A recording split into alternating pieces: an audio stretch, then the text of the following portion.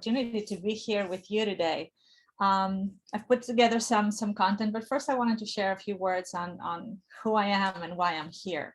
So my name is Elpida. The last name is Frantzeskarou. You don't have to remember that. That's probably the only thing that I will ask you not to remember at the end of this session. I was born and raised in Greece a long time ago, as indicated by the white hair. And I'm in my late 20s, I decided to move away. First, I spent 10 years in Puerto Rico working for the maker of M&Ms. And out of Puerto Rico, I traveled throughout Latin America. So I've had the opportunity to travel a lot and see different cultures. And for the last 14 years, I've called New York my home. I live outside New York City, and I actually love it here a lot. In parallel, I've been on a very interesting path of personal growth and development, and probably you guys read a little bit about my bio on the page. Currently, I am a trainer for Tony Robbins, so a lot of my content comes from his world, and I also have a couple more certifications in coaching, and I have a small coaching business as well. What I wanted to talk to you today is something that I think is at the foundation of how we go through life. And I'm going to strongly encourage you to take notes. We'll make a good part of that content available to you. I will probably put something that is easy to digest and for you to use as a handout or something that you can do the exercises on by the end of the weekend. But for now, take notes. And as I'm taking you through the content, there's going to be some exercises. Just write down. We're not going to take a lot of time to fill it out, but just start processing. The idea behind managing your state. Now let me start sharing my screen. So we're going to talk about managing your state, and we're going to talk a little bit about why that is important. But the one thing, the filter that I encourage you to have in your mind as we're going through the content is, what can I apply today? What can I apply tomorrow? Because we are going to talk, I will help you understand that you have so many choices of how you can show up different in life and have different results. A little bit more about myself that I felt was a little bit relevant in terms of not only who I am, but where I come from. This is my father, y'all. My father was born in 1917. He passed away 3 years ago, and he was a World War II veteran. He was already an officer in the Greek army when the war broke. Multi-decorated. He also he participated in the Korea War. And after retiring from the army, he had a couple more careers. And a lot of what I learned about leadership, in hindsight, I learned from him. He was a stellar example of someone who was very clear on what his values were and what he stood for. And that was integrity, honor, and a sense of responsibility. And it is clear to me that you wouldn't be here today if you were not a leader. Because leaders go first. Leaders seek to improve. Leaders seek to learn how they can make an influence, not only in their lives, but in the lives of others. And I know that today, I cannot see all of you, but I know I can feel your energy from around the world. I'm talking to leaders. So as we're talking about leadership and who you are and why you're here, I want you to start thinking of, what is your big why in life? Why are you here? You're entrepreneurs. Why did you start your business? And when we're talking about the why, we're not staying at the surface. We're going deep. So I would encourage you afterwards to take a few moments and start writing down, what are the key reasons? And I invite you to dig below the surface, because when you're staying at the surface, I'm here because I want to make money. Everybody wants to make money. Money is a vehicle. Money is a means of getting something. Is it because you want to help others? Is it because you want to leave a legacy? Is it because you want to, enjoy life? Because money leads you to buy and appreciate different things, but also maybe create something that gives back. And someone that I respect a lot and I've learned a lot from says, if your why don't make you cry, it ain't your why. So the why has to be something that fills your heart and your soul and makes you get out of bed every morning. So when the going gets tough and when things get challenging, if you know what your North Star is, if you know where you're headed and why, then the rest falls into place. So keep that in mind as we're going through this content. So we're talking about managing our state. And what is state? State is how we show up, the level of energy, the attitude that we bring, and how that infects and affects people around us. We can be in an empowering, a resourceful state. Think about it. I'm sure everybody at some point on their lives rather has been sick. I don't know about you guys, but when I'm sick, I don't want to talk to anybody. I don't want to get out of bed. And I definitely don't want to go out and conquer the world. I may have to, but it's just not, I'm not there because my body's not feeling well. But when I'm feeling well, when I've nourished myself, when I've motivated myself, then I'm ready to conquer the world. I'm unstoppable. So we're going to find out today, what are the little things you can do to manage your state so you can show up in peak state every day in every area of your lives and support others you care about, whether it's your family, friends, or people in your company, to do the same. The state can be inspiring. As leaders, we definitely want to inspire others and we want to lead by our example. And you show up as someone motivated. The flip side, and I'm sure you've all run into someone at some point or another, is, if you're disempowering state, you're stuck, you feel defeated. And I know at times I've had colleagues or people I work with that they show up even in a Zoom meeting, let alone in person, and they feel like a black hole of energy. They're just not there. They're like flatlining energetically. The people we want to be is the ones that are just bigger than life. Some of the key concepts that we're going to cover today are, first of all, you have options. And when you have options, you have choices. And when we're talking about options, we're not talking about one option because that's not an option. And we're not talking about two because that's a dilemma. Do I go right or left? Do I do this or that? We're talking about identifying a multitude of options that are available to us. Now, we're adults and we are leaders and we understand that sometimes in our lives, we're not going to have the options that we want, or the options that were available to us are no longer available. I think that the pandemic delivered that lesson for a lot of people. And I know personally, my life was impacted. Just when things started shutting down, I had been planning to go to Greece and spend Easter with my family. And it turns out that by now I haven't seen them in person in 3 years. There were activities that were part of my life that I enjoyed, and museums were shutting down, venues were shutting down, so I did not have those options anymore. And the desire to just sit down like a baby and start crying and I can't do this, I can't do that, was so overwhelming at first. And I applied what I'm teaching you here today. I'm like, okay, what else is available to me? And I'm not saying that I didn't miss some of the activities that are slowly available to me back these days, but I found other things that I could do, that I could have a meaningful and fulfilling life. So looking for choices is critical. The second thing is that as you go through this, in terms of managing your state, little choices can make a big difference.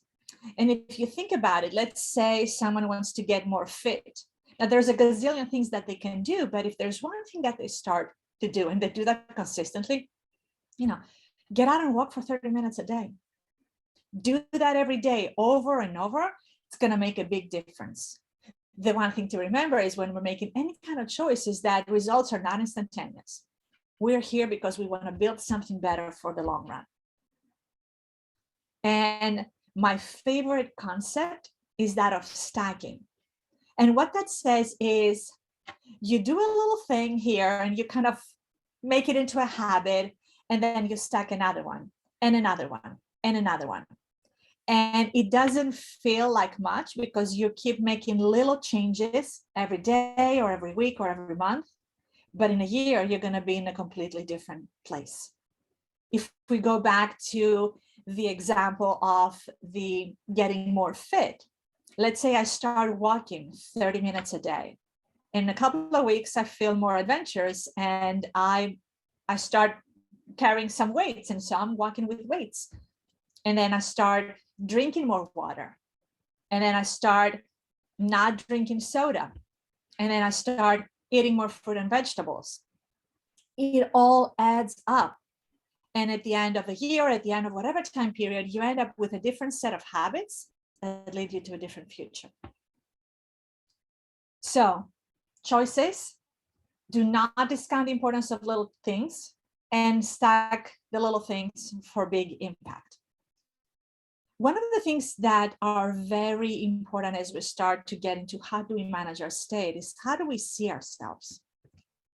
Tony Robbins says that the strongest force in the human personality is our need, our desire, our drive to be consistent with how we define ourselves.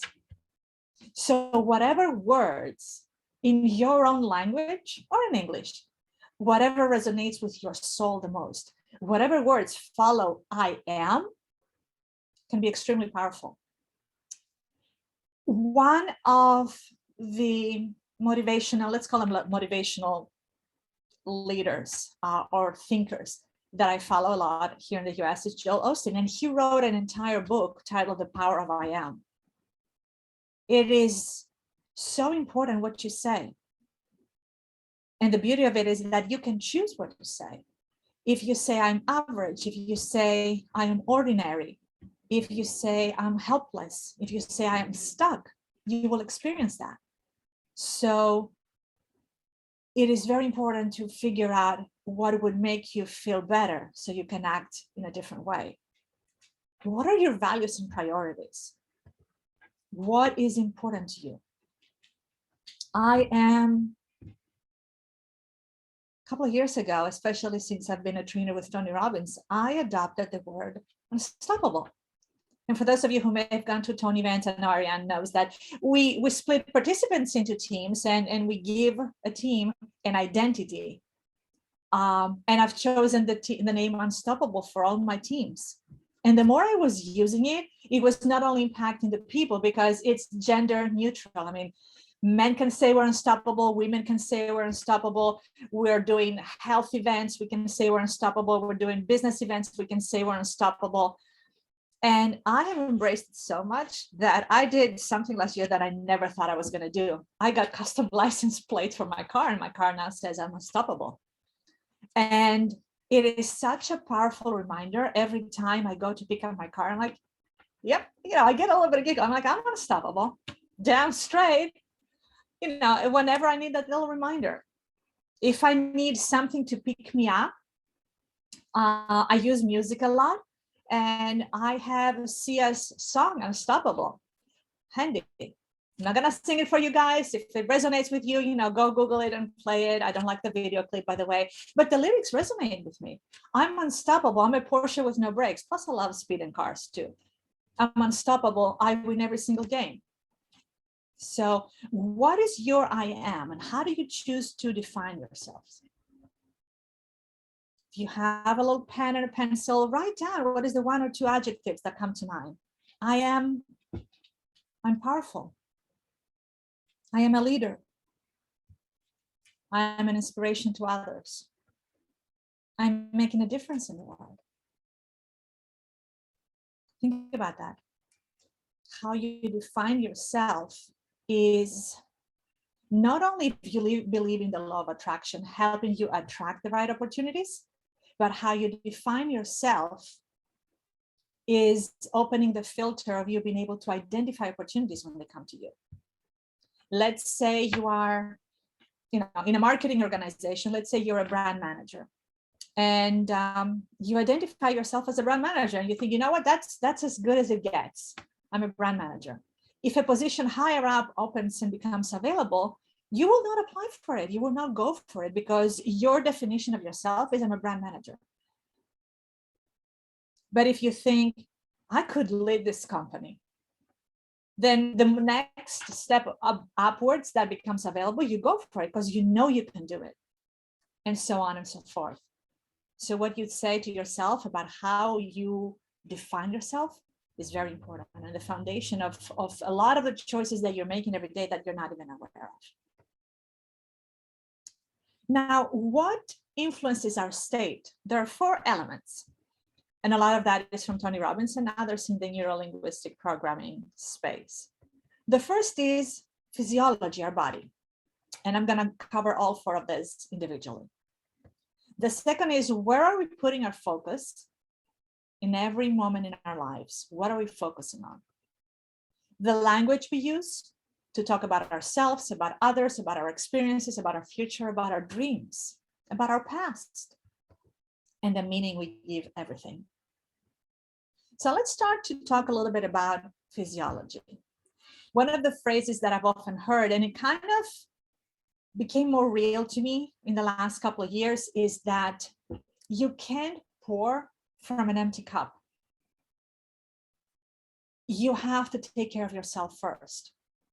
And what happens is leaders need to go first, but also when you're in a leadership position, you want to help everybody else.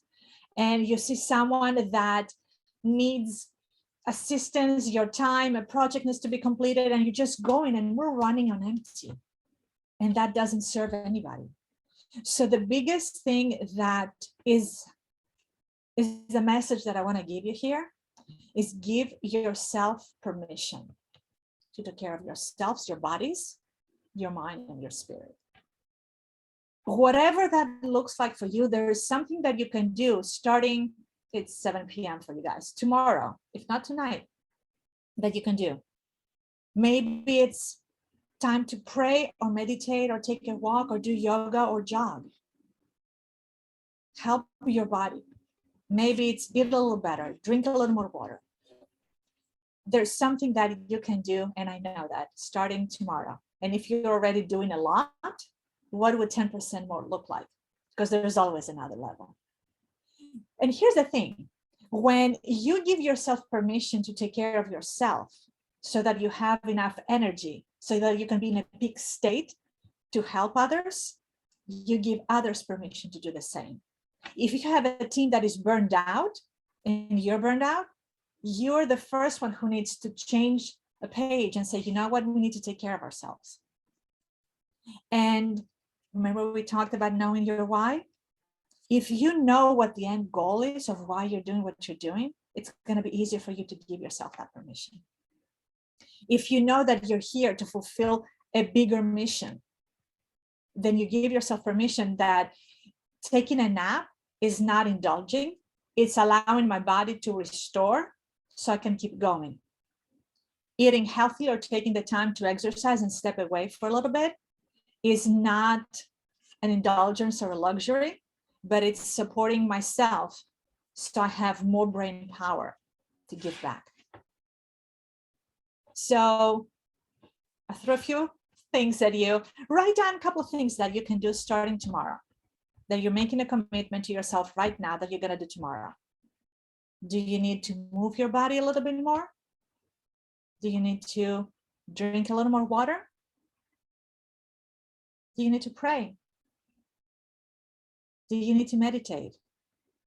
Do you need to journal? What can you do starting tomorrow that will support your body? Because here's the thing, when do you need to maybe set a reminder on your phone to have a breathing break? You can do that with your iPhone, with your Apple Watch, with a number of apps these days. Take 60 seconds and take slow breaths. When you slow your breath, you slow your heart rate. When you slow your heart rate, there's a correlation between our heart rate and our brain waves. You can think more clearly. Can you do that? So we covered physiology. The next one is the power of questions and focus. Questions help us direct the focus in our lives.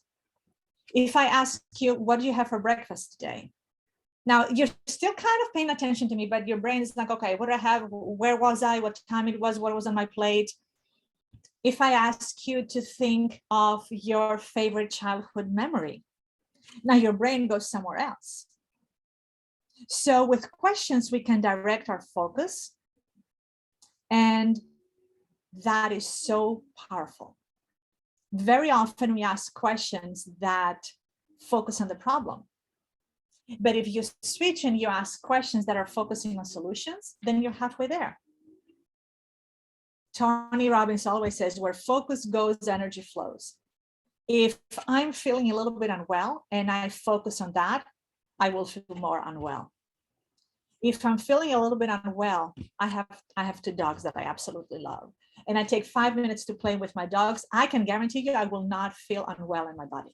It's not that it's not there, it's just that I'm not feeding it energy.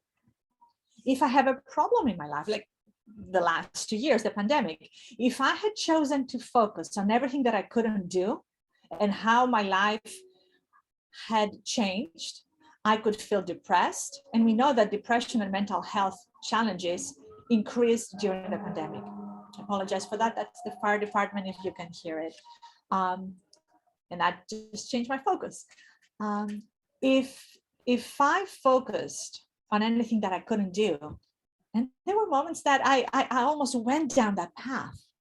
I was feeling sad. I was feeling kind of depressed. I was feeling lonely. I was feeling that there was no future. But instead, I focused on what I could do. And I focused on the belief, because sometimes you gotta call it by faith. I focused on the belief that these too shall pass, that there will be an end to the pandemic, whether it's in 1, 2, or 3 years, and life will be different and we'll be able to go out. So what are you focusing on? And how are you preparing for that?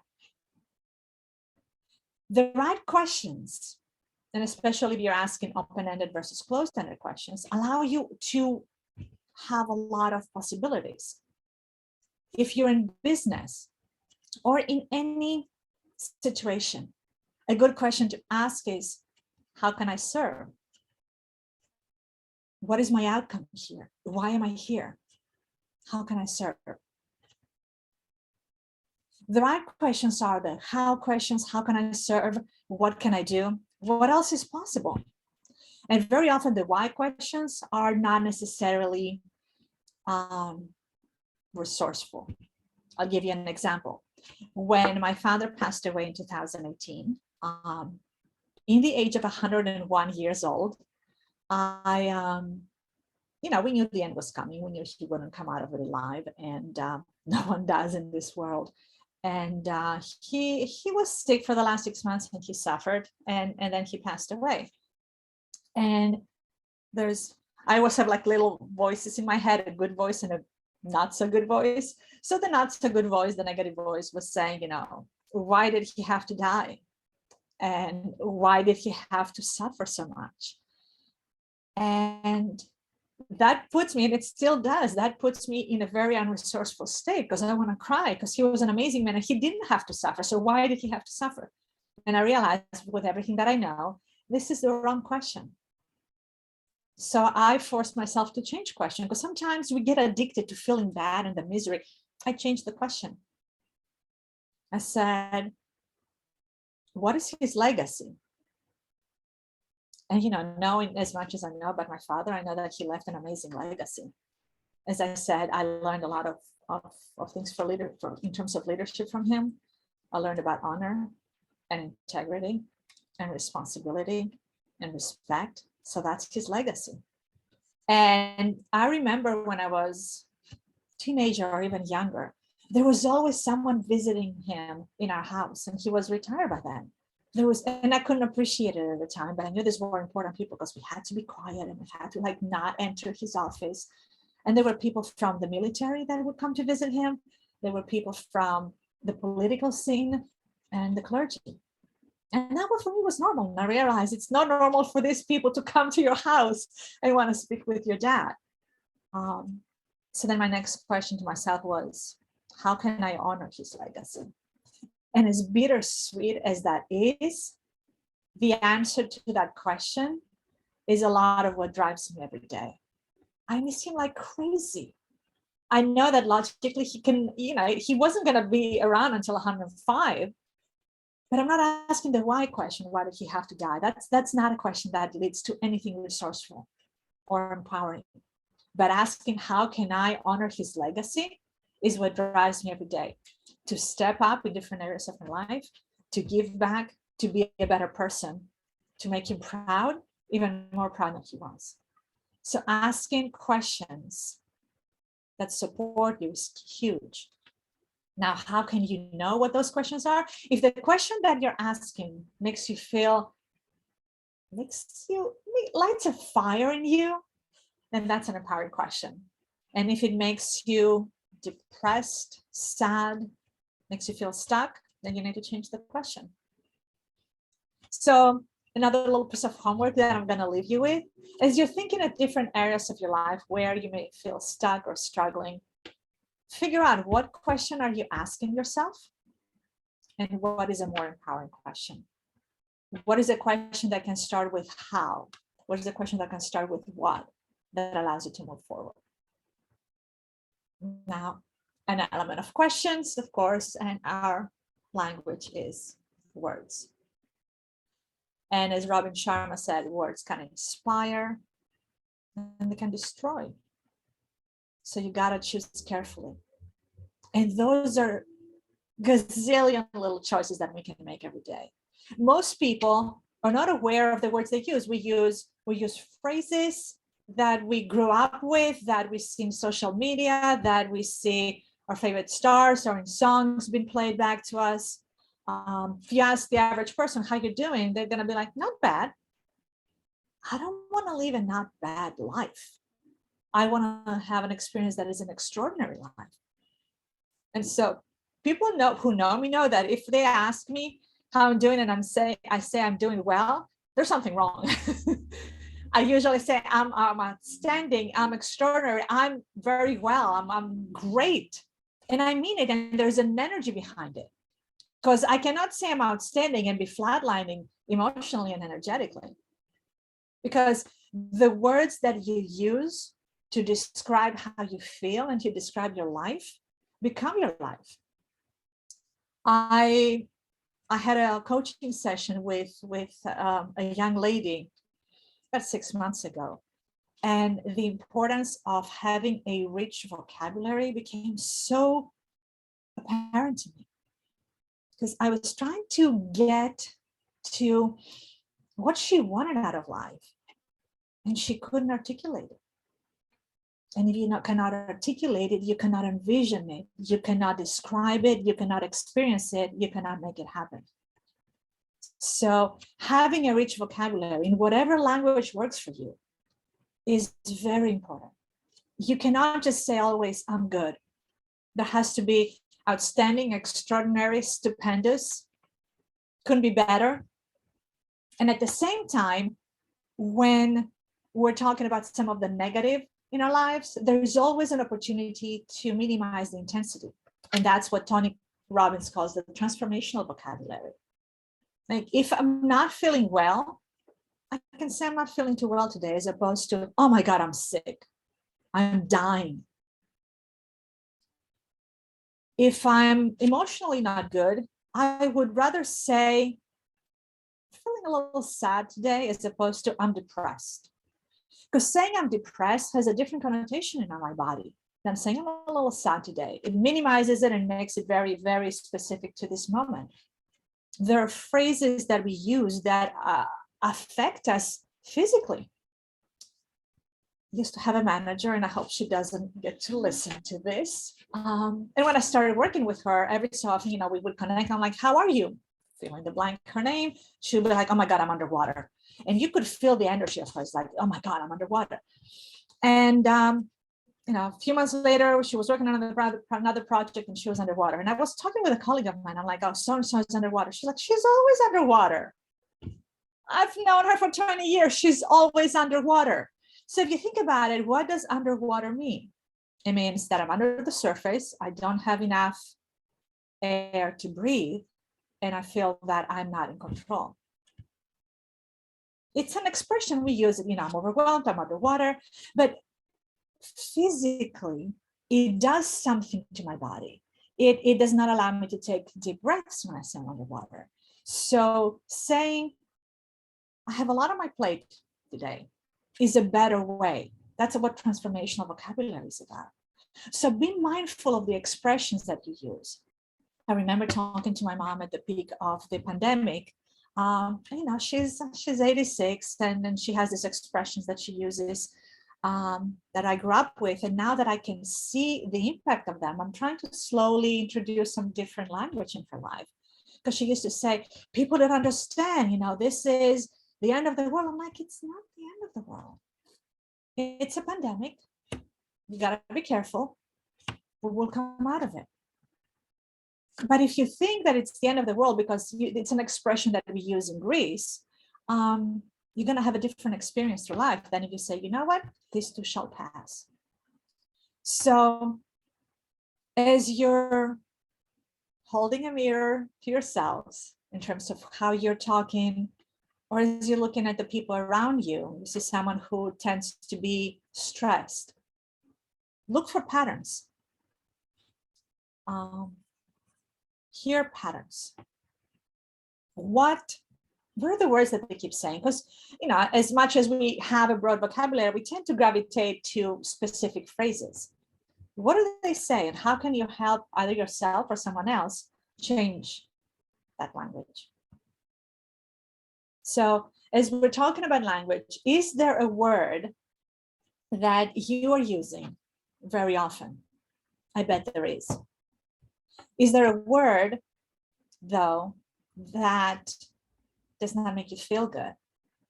And if there is, how can it make it be less impactful, negatively impactful in your life? Or if you're generally a positive person, how can you multiply that? What can you say to describe your life, your experience, your circumstances that's going to make you feel better? Remember, it's all about managing our state, identify the options that we have, and little things stack up. Now, the last thing of the four that we said that impact the state is the meaning we give things. And again, Tony says that nothing in life has any meaning other than the meaning you give it. And for me, that was probably one of his teachings that I resisted the most. Like, what do you mean? That person did this to me. There is no meaning and choice. And yet there is. Every time we get triggered, it's the meaning we give to a situation. Every time we find ourselves in a situation that we don't appreciate, most people play the blame game. It's someone else's fault. It's the economy. It's the pandemic. It's the traffic. It's the inflation, the deflation, the recession. It's the supply chain. There's always something else to blame, or someone else. He did that. She said this. He didn't get back to me in time. I often work with people who are like, why are you late? Well, that person didn't give me that information. Well, what did you do?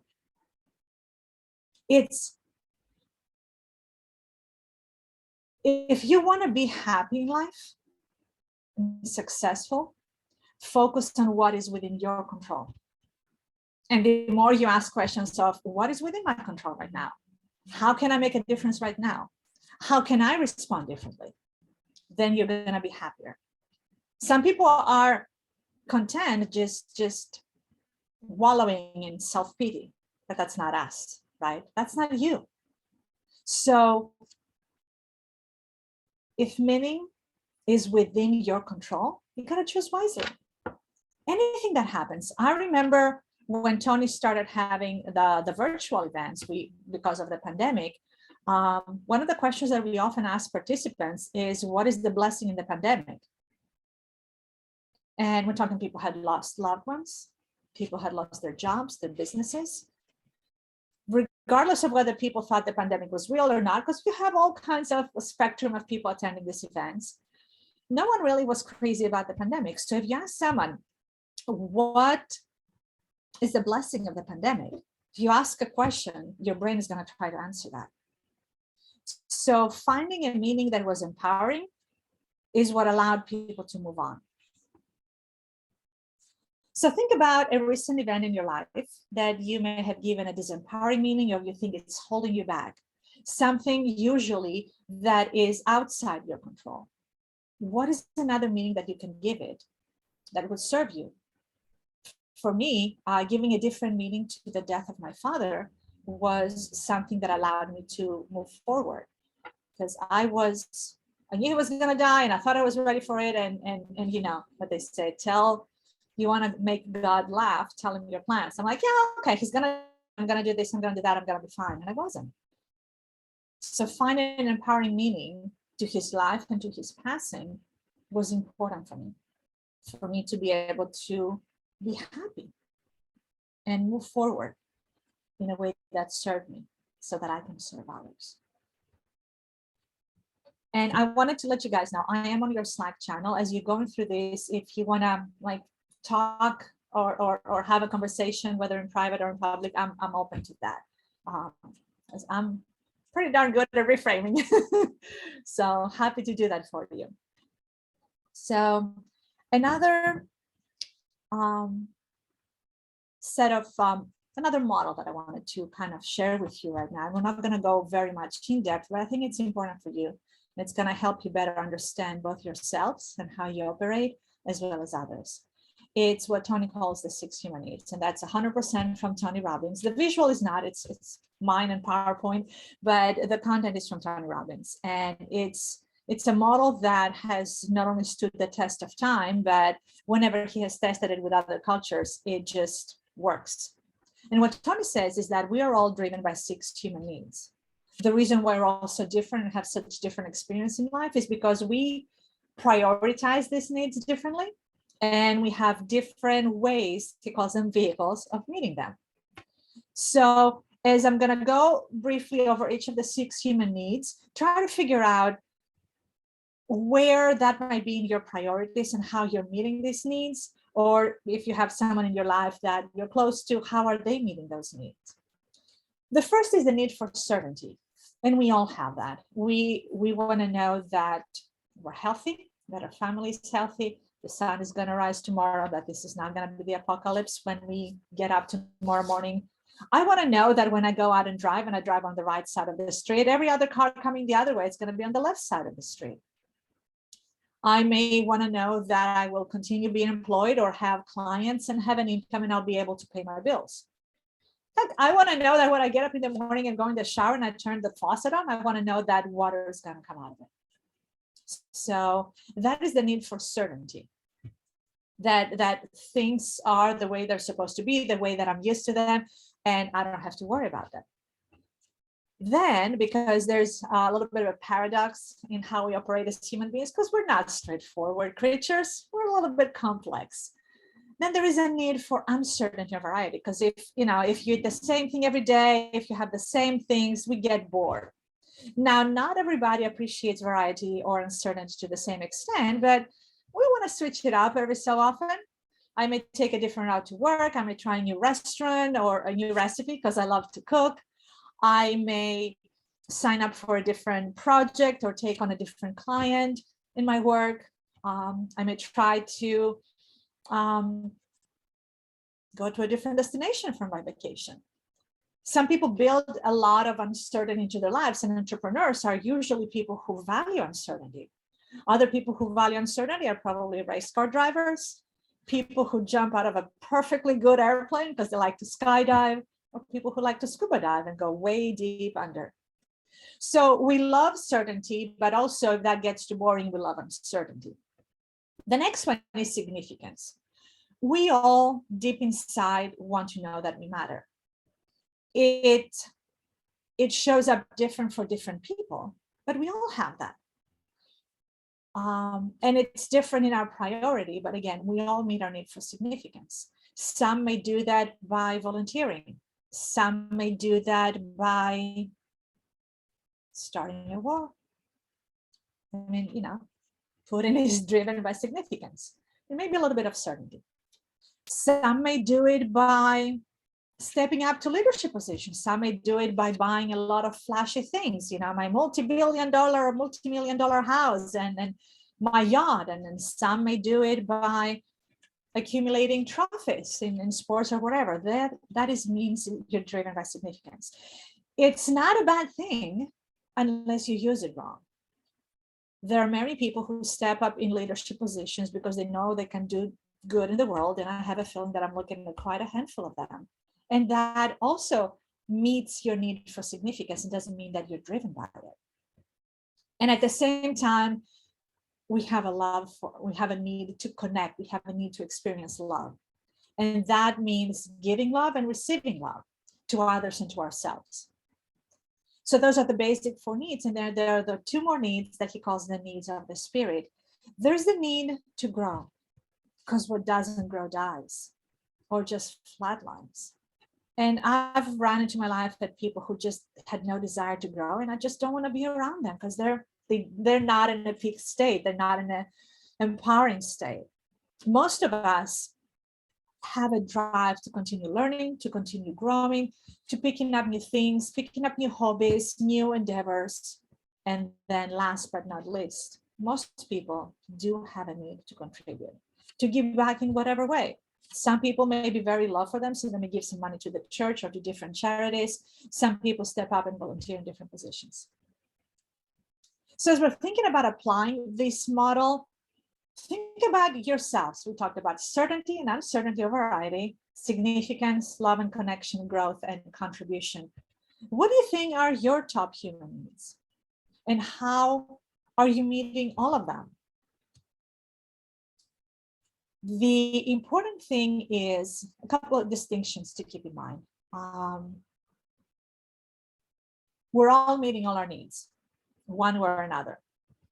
If we choose vehicles that are within our control, then we can be happy at any point in time, anywhere, because we are in control of how we meet our needs.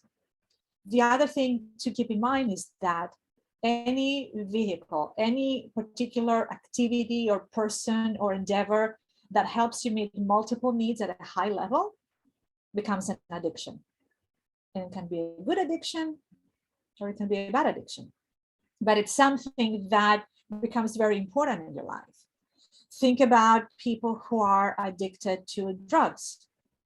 They need for certainty because they're not going to get a high. And if they switch it up and take one drug one day and another the other one, or different forms, then there's a little bit of variety there. Or maybe because they don't know where that trip is going to take them. They meet their need for significance because, hey, I'm doing that. Yeah. And they connect with themselves in a very unhealthy way, but they're connecting with themselves. They're releasing the pressure, the emotional pressure. So if they're meeting those four needs, that's why they become addicted. If it wasn't serving them, although it's serving them in a very unresourceful way, they wouldn't be doing that. I'll give you another example of how one element, one vehicle can meet multiple needs, and also the danger of meeting a multiple of your needs with one particular vehicle. In 2017, I lost my oldest dog, and I'm single. I live alone. I love my dogs, and man, that hurt. So I was talking with my coach, and we went through different things. We went through grief counseling and this and that, and I'm like, it's a freaking dog. And of course, I did not appreciate saying that. And I realized that dog was helping me meet all 6 of my human needs at a very high level. Xena was a border collie from one of the best breeders in the US. So there's my need for significance right there. She was a beautiful dog too, and people were acknowledging that. So she was meeting my need for significance at a high level. And border collies are the smartest breed, so there you have it. And I'm playing out a little bit here, but deep inside, I was like, yeah, she's my pet, but damn straight, she's a border collie. And that dog gave me unconditional love as dogs do, and I loved her dearly. So definitely a lot of love and connection. She was always there for me through a number of challenges in my life. And whenever I would cry, she would come and lick my tears. So there was certainty in that. And we traveled together, especially when she was the only dog in my life. We went to different trainings and competitions. So there was a lot of variety. And I learned how to train dogs with her. I went to school for training dogs. I learned how to work with behavior modification and positive reinforcement. So I was growing as a human being, learning to identify the positive around me, because that's what positive training with dogs is. And towards the end, as she got sick, she allowed me to take care of her and nurture her until she passed. All 6 human needs. So, and then she was gone.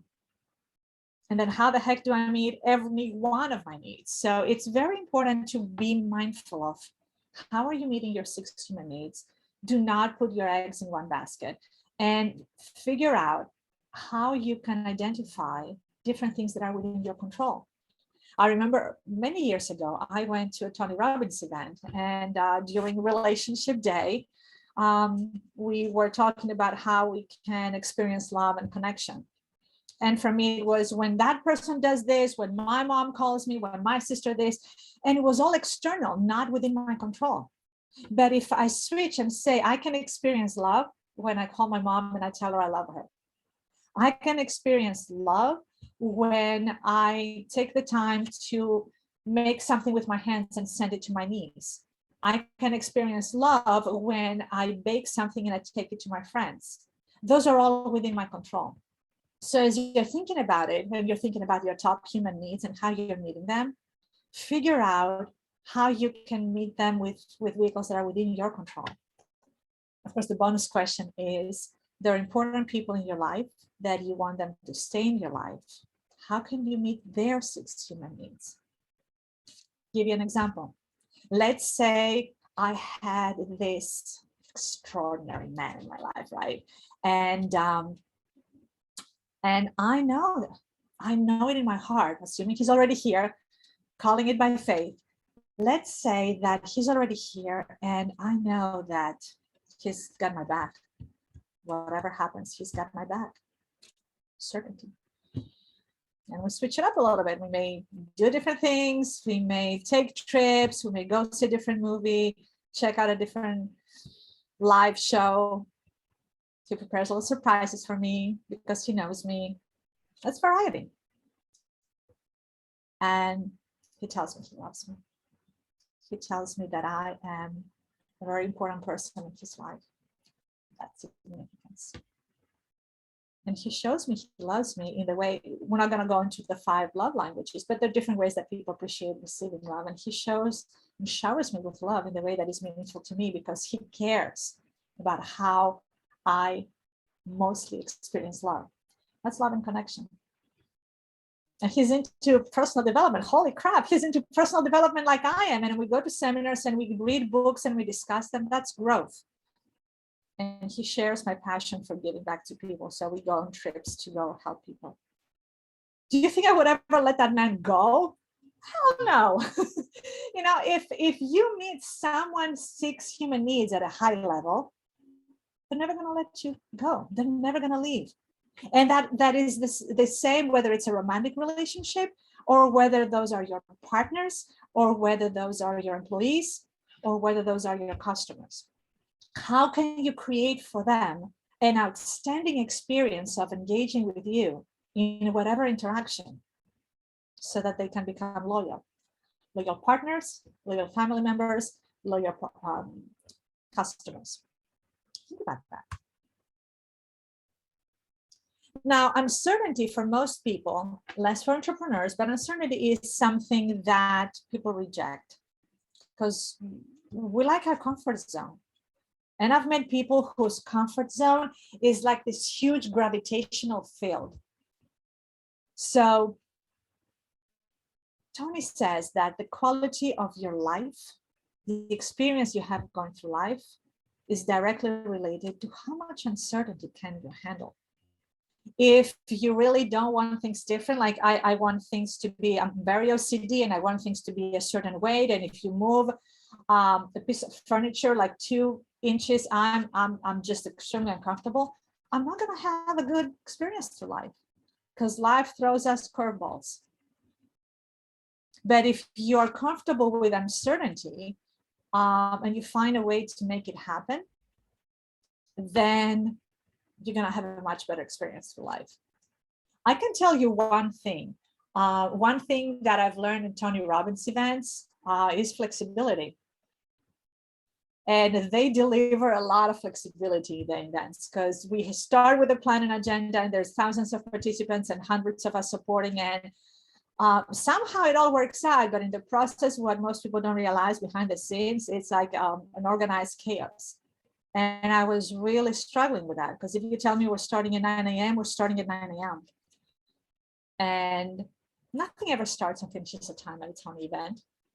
So I was trying to figure out how to reconcile that.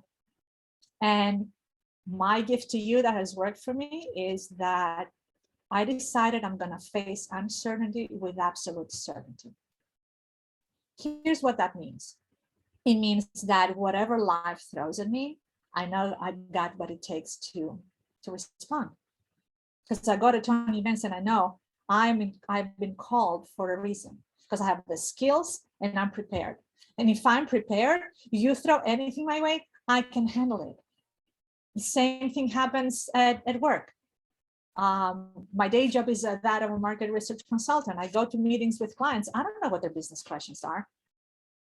I'm not freaking out. Whatever question they have, it's probably something that I've heard before, and I'm prepared to answer it. And if not, with confidence, I tell them I'm going to get back to them.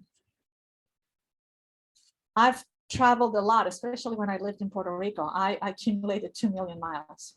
And that used to fit my need for significance.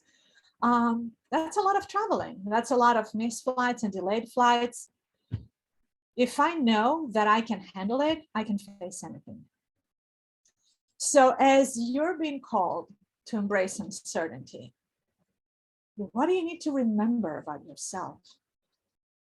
What references do you have that you have come out of things a winner, a leader, as you face different challenges in your life?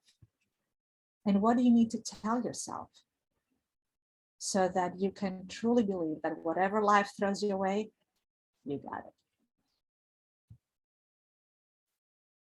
Now, the last few points that I wanted to make with you, and then we're going to open it to Q&A, is something, again, that almost goes back to permission. Making room for joy and celebration. Even in the thickest of whatever we're going through, it's okay to experience happiness. It's okay to experience joy.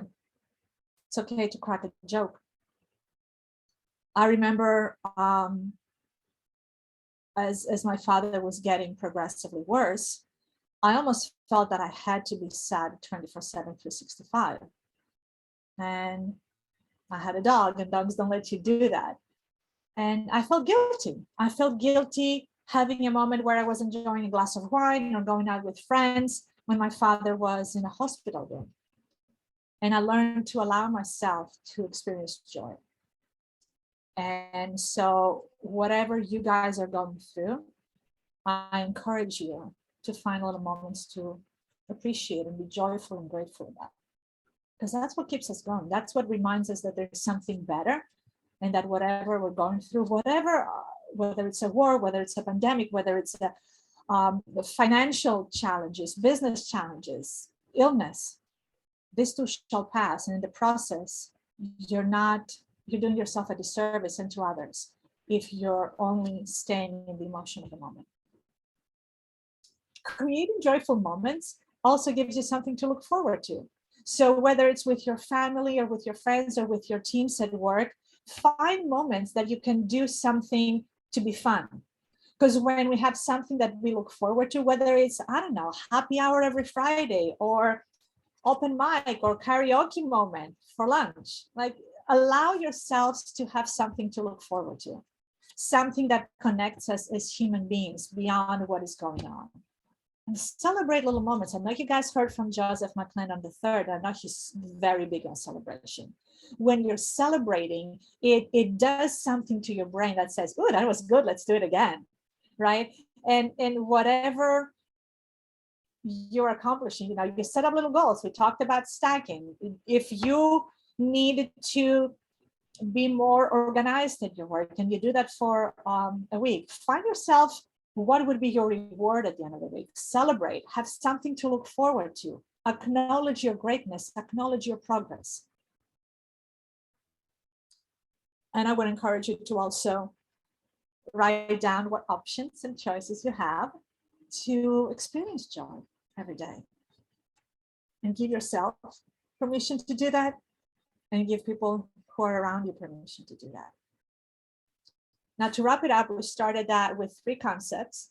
The fact that you have options and choices in so many areas of your life, from the ways that you use to manage your state, your body, your physiology, your mind, your breathing, what you focus on, the words you use, and the meaning you give your experience to life, to how you can help yourself feel better by meeting your human needs and the human needs of those around you, to allowing yourself to experience joy and gratitude and appreciation. And I hope you've seen that the little choices you can make, a little bit here, a little bit there, can make a big difference. So you take a little bit of breathing and a little bit of meditation and a little bit of rewarding yourself at the end of the week. You do that consistently through time, you're going to be in a much different place regardless. Thank you.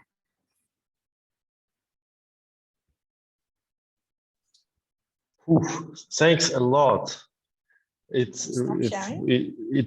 Yeah, thanks for me. It was really close for what am I experiencing now, especially when we were talking about like these 6 principles of Tony Robbins. It's really great. I haven't heard of it before, and I guess other like 30 people as well. So thanks a lot. I made like a whole list of notes, and I guess people have questions. People want to ask something. So who want to be the first? Sure, let me go through the questions. Oh, you already answered the contribution. Thank you, I agree. Okay, those are important. Okay, let's go to questions. Comments, what resonated? Any help to apply this to your life? Yeah, you can just turn on micro and that's it. Yep. Or anyone that I know I threw a lot of you, and that's not even everything. It's not like the A to Z encyclopedia of how to feel better and manage your state, but I thought that was good. What is the best way to help someone in a negative state, says Ariane? The first, that's a trick question, Ariane. 2 things as a foundation. First of all, don't get sucked into the negative state with them. And second, do they want to help? That,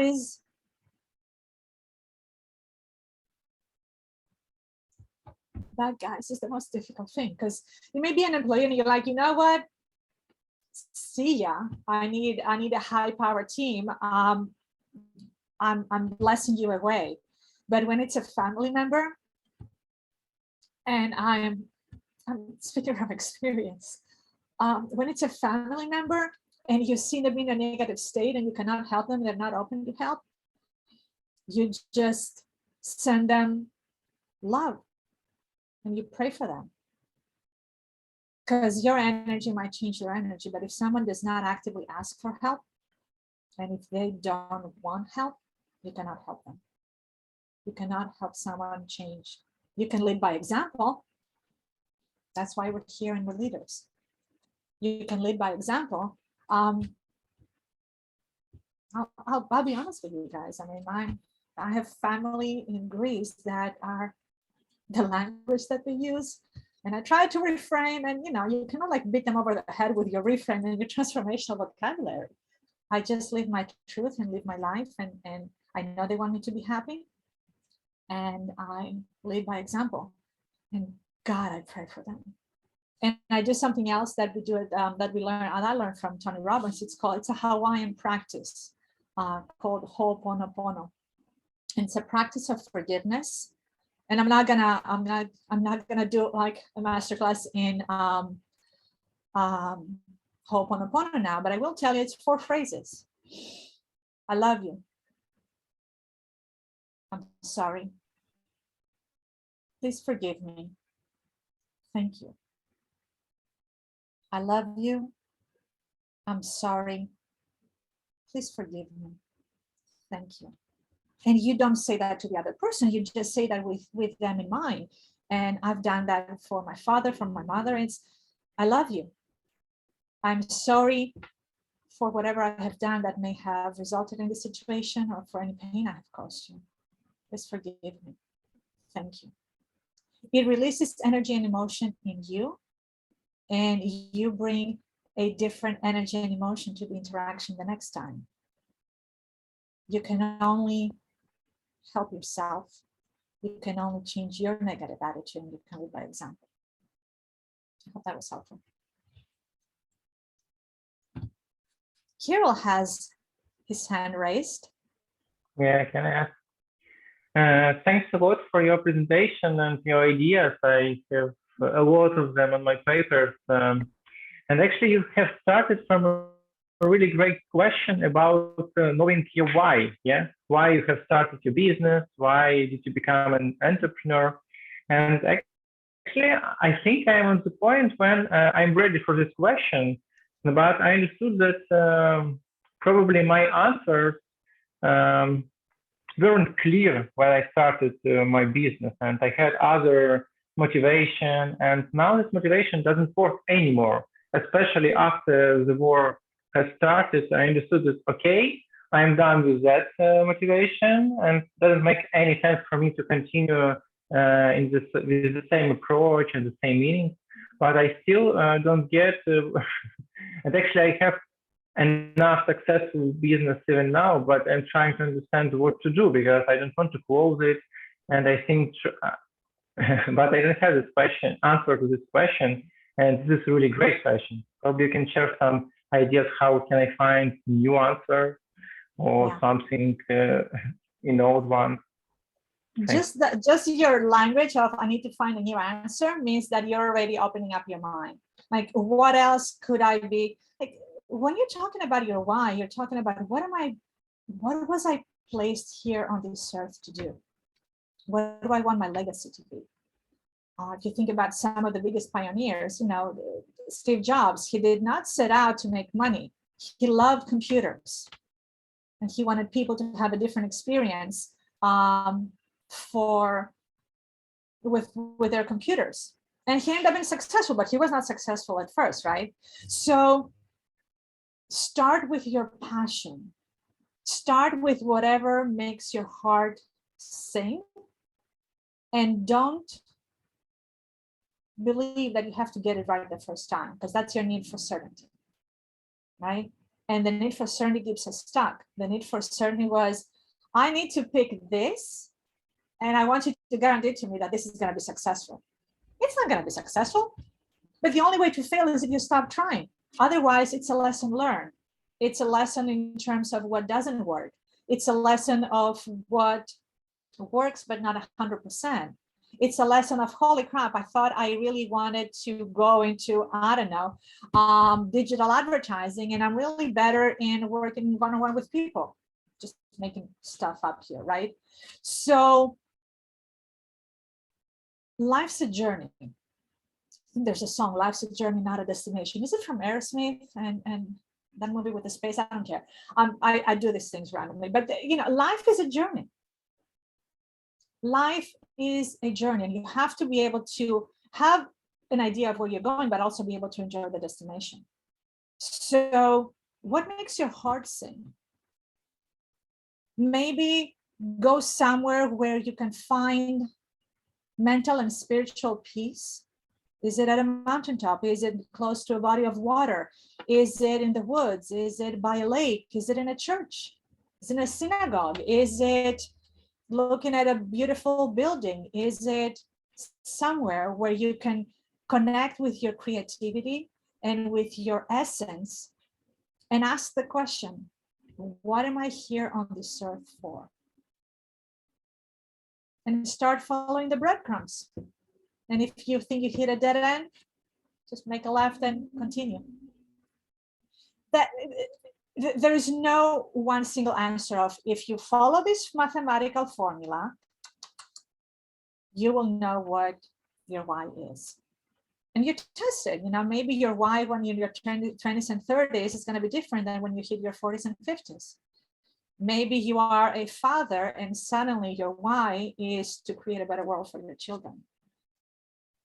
Maybe you have, there are people who got into medicine because they watched a loved one suffer and they said, you know what, I'm going to make sure that this disease, this illness does not kill another person.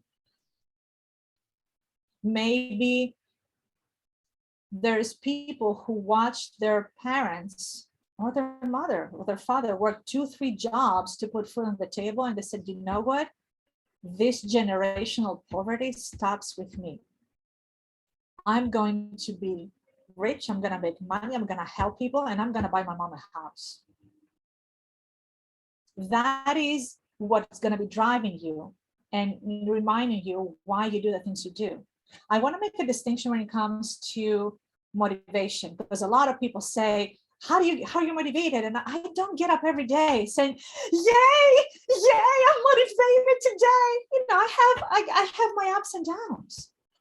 Motivation is not being yoo-hoo every day. Motivation is, I know what I'm here to do. I have a path of how I'm going to do that. And then, pardon my language, I fucking execute. It's about discipline, and it's about habits, and it's about the things we do every day. 3 years ago, I released 40 pounds. That's about 20 kilos. And I did that with the same principles that I've talked to you guys about. Little choices that I made different, and I kept stacking and stacking and stacking. I started walking with my dog. I switched to jogging. Then I added some weight training at home. I drank more water. I ate less processed food, and I did that consistently every day. And to this day, I get up at 5 a.m. every morning and I go jog with my dogs. I don't have a conversation with myself every morning because by now it's a habit and it's my discipline. I don't get up every morning and I'm like, what is my why? Why do I want to be healthy? Oh, maybe another 5 minutes. No. And, I wouldn't have this conversation this way with everybody, but you are leaders. So figure out what needs to be done and go out and do it. Because every time they get like, well, do I go right? Do I go left? Do I do this? Do I do that? You're just stalling. There's a time to just get up and kick ass and take names. And that's what we're here for. Does that make sense? Yeah, thank you. And you can plan. I mean, we're not even going to go into planning and scheduling your day and your week and having an understanding of how everything you do aligns with your purpose. But what you do is you commit and you execute. And in your life and in your year and in your week, whatever the time frame is appropriate for what you're trying to accomplish, you have milestones and you measure. When I wanted to release my weight, I knew that I wanted a lifestyle change because otherwise I could take a couple of pills, whatever they sell these days, and lose 30 pounds in 30 days. That's not what I wanted.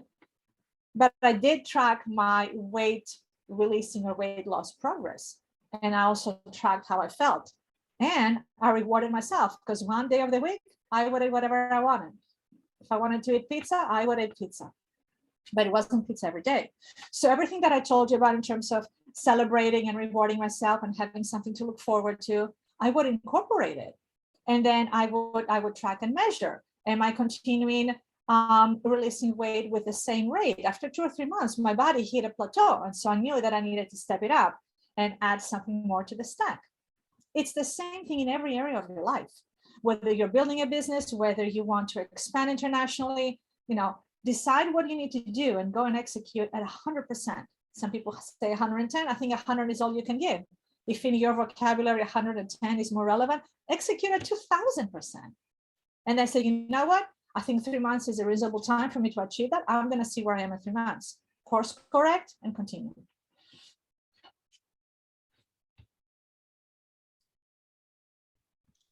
Thanks, guys. And who's next? If you just a question, do we have time, Elpida, for like maybe 1-2 questions? Or yeah, I'm here for you guys. Okay, okay. So I see question in our text messages. So maybe let's start from Margarita. If you are the only one responsible for your emotions and thoughts, how can your why depend on happiness of other people, even close people? Sorry, let me find that because I want to read it again. It's Was up. it It's to everybody or certain. just you? Okay, It's I cannot find it. Read the question back to me again, please. if you are the only one responsible for your emotions and thoughts, how can your why from like big one, big why depend on happiness of other people, even close people? Your why cannot be, I'm gonna make them happy, God damn it. Your why is, I'm gonna create an environment for people to flourish.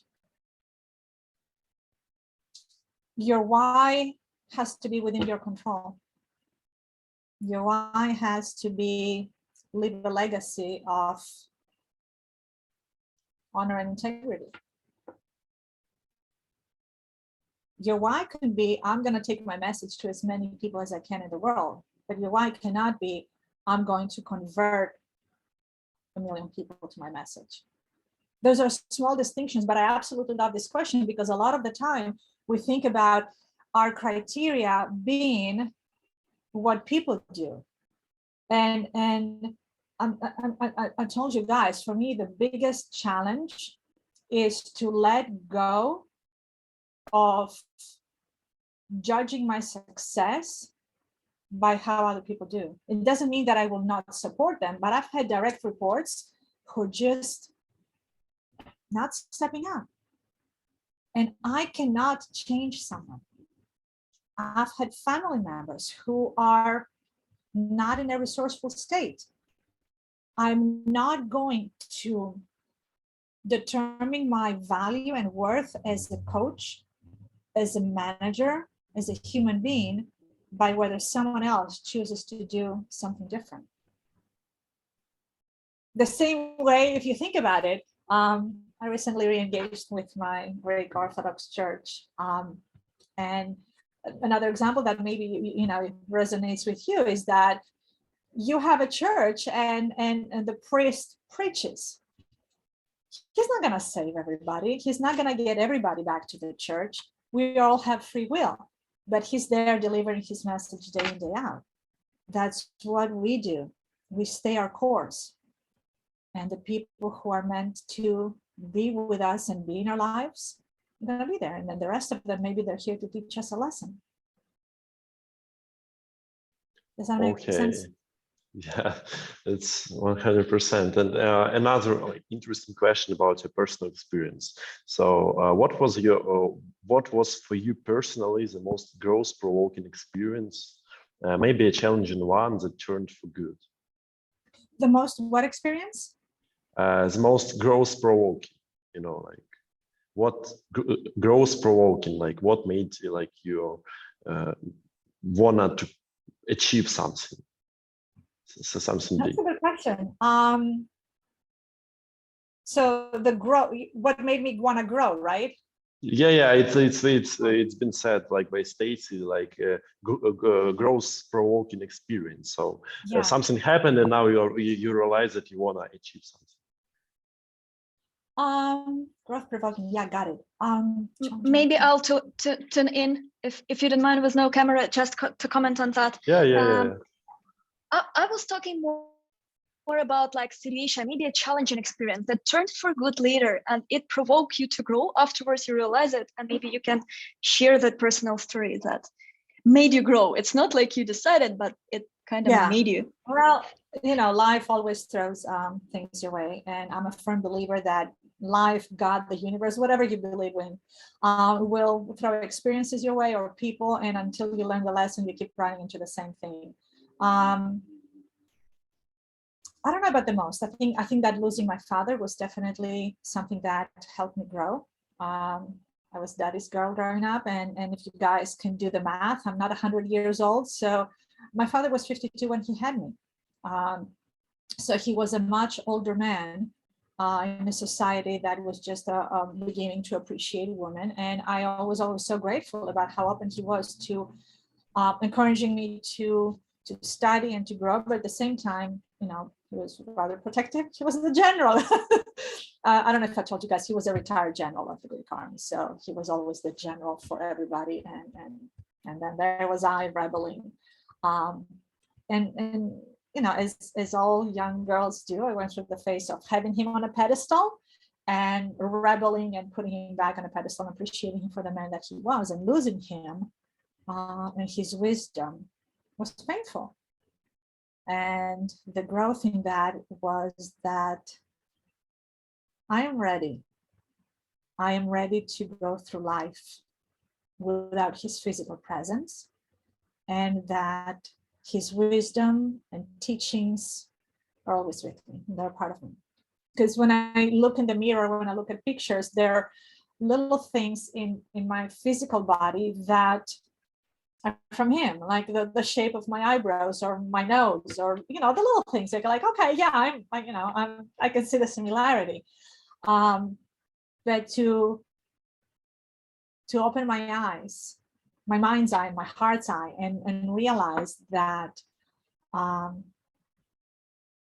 lot of the things that I admired in him, I have in me.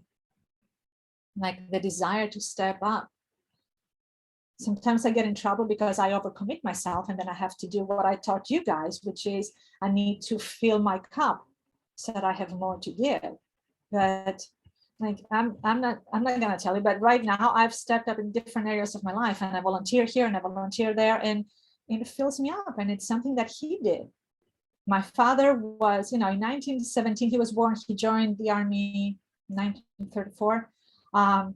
He was in the cavalry. And then when they stopped having horses to fight wars, and we're talking about eras that we see in the movies, maybe, that division turned into the armored tank division. And as his generation started retiring, he saw the need to group everybody together. And so he formed the first association of retired officers. And that's who he was. He would step up, and I follow in his footsteps. And that for me is bittersweet because I see the connection. Another example that I have is that in my career, I've run into, and I hope you're starting to hear patterns in language because I'm using them specifically. I had bad managers who were out for me. I had a manager in Greece who actually kind of chased me away from the company and had me going home and crying every night because of how he was treating me. Can you hear that I was blaming him? I did not acknowledge that I had anything to do with it, because we always, it's a dance we do in our relationships. And I often tell people the example of, let's say that a relationship is like tango, and we're stuck doing the tango. You tango, I tango, you tango, I tango. If I start doing the cha-cha-cha while you're doing the tango, I can tell you one thing, we may not be doing the cha-cha-cha anymore. Hopefully you're vaguely familiar with ballroom dancing, but I can guarantee you we will no longer be doing the tango. If you're locked in a pattern of behavior with someone, all you need to do is do something different, and the relationship is going to be different. And then you evaluate if you're going in the right direction or not. So I had the manager in Greece, and I had another one in Puerto Rico that was not a good manager according to me. And then I had one in New York. And I'm not saying that I attracted them, but there was something in me that allowed that to happen. And talk about growth provoking experience. There was one moment, and that actually happened after I lost my father. So I really had enough. And I stood up for myself in an elegant way, not the kind of way that goes crazy, but in a way that said no. And I know it took her by surprise. And it felt so fucking good to be able to set boundaries. And that's another masterclass if you guys want to have that one day, to realize where your boundaries are and be able to calmly set them and enforce them. And be very okay with wherever the outcome is going to be, because you're not in control of the outcome. But I set my boundaries. And it felt so good for me to be able to say, I value myself. You're not going to treat me that way. I do not respect that. This is how I expect to be treated. This is what I expect to give, and this is what I expect to receive. So that was one of the latest growth-provoking experiences. Thanks a lot. And maybe somebody have some microphone questions and one more text message. If why is not clear now, what we can do to find it out? Stop stressing about it. It will come to you. Follow your heart. The reason why I'm here today, guys, is because I got a border collie and someone talked to me about positive reinforcement and clicker training. Tony talks about Karen Pryor, and one of the, he has, if you ever go on his website, he has a section about books he recommends. Don't Shoot the Dog is one of the books that he recommends. That is built by Karen Pryor. Karen Pryor founded Clicker Training, the Karen Pryor Clicker Training Academy. And that resonated with me. And then I realized that waiting to catch good behavior and reinforcing it does not only work for dogs, it works for people. So I started doing that with my family. I started doing that with the people that I had reporting to me. And then eventually I ended up on Tony, who uses, similar principles. If you focus, we talked about focus, where focus goes, energy flows. The management style that I learned growing up is beat the shit out of them and write them up. And it didn't feel good. I just didn't know why. And then I started building people up and more of that showed up. And then you build people. The same, I mean, if you've ever trained a dog, that's exactly what they do in dog training. Catch a dog doing the right thing, you click, you give them a treat. Do that a couple of times, then the dog will, what they call is throw behaviors. It's like, do you want me to sit to get a treat? Do you want me to lie down? Do you want me to do this? Do you want me to do that? And it's a positive experience for everybody. I'm gonna share this with you guys.